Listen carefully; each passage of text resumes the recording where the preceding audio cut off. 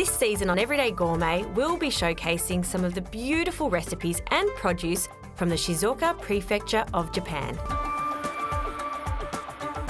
Only a short train ride south of Tokyo, Shizuoka offers up stunning views of the majestic Mount Fuji.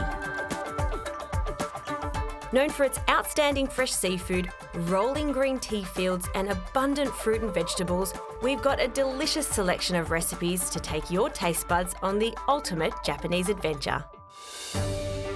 On the southeastern tip of Shizuoka lies Omizaki, a beautiful coastal town that's popular with visitors who love their water sports.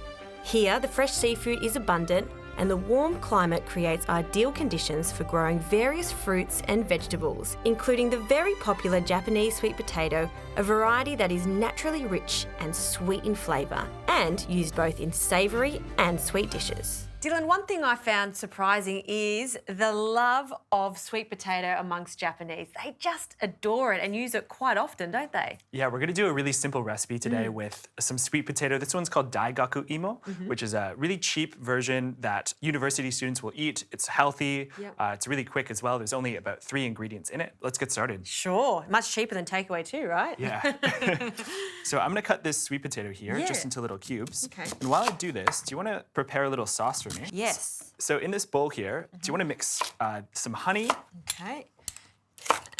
And in that goes. And you've got some soy here too. Got some soy sauce as well. That is a teaspoon. Teaspoon, just a small amount. You don't need a lot of sweetness. The sweet potatoes naturally have quite a bit of sweetness in them, of course. Do you want to just put a little pinch of black sesame seeds in there for me? Sure.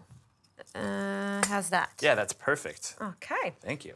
Sauce is done. Amazing. So I'm going to get frying these sweet potato in this oil. Just preheated this to 160 degrees Celsius.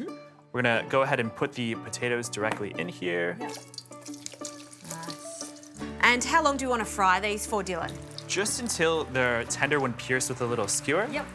So it's going to be about 3 minutes. Yeah.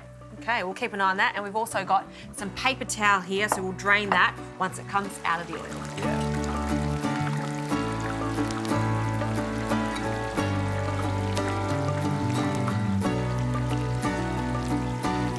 They're looking pretty good now. You can see they're starting to caramelize a little bit. So I'm going to drain them onto this paper towel, get some of that oil off. Yeah. And then while hot, we're going to mix these in with our lovely sauce after. Justine, could you pop these into the mixing bowl for me? Can do. While they're piping hot. Yes, please. In they go. There you go. All right, just going to toss all of these together. Ooh, and this is the gold right here when you start mixing them and they become really glossy. Those little speckles of sesame seeds, very nice. Yeah, we just want everything evenly coated in that salty, sweet sauce. I'm gonna put these sweet potatoes into the bowl.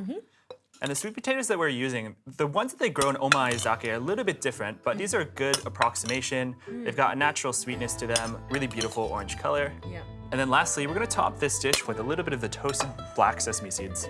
On it goes.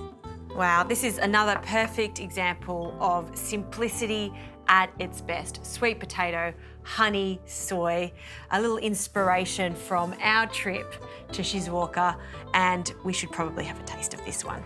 I'm gonna get the biggest one. It's gonna be piping hot. Oh. So simple, creamy, just only subtly sweet. Yeah.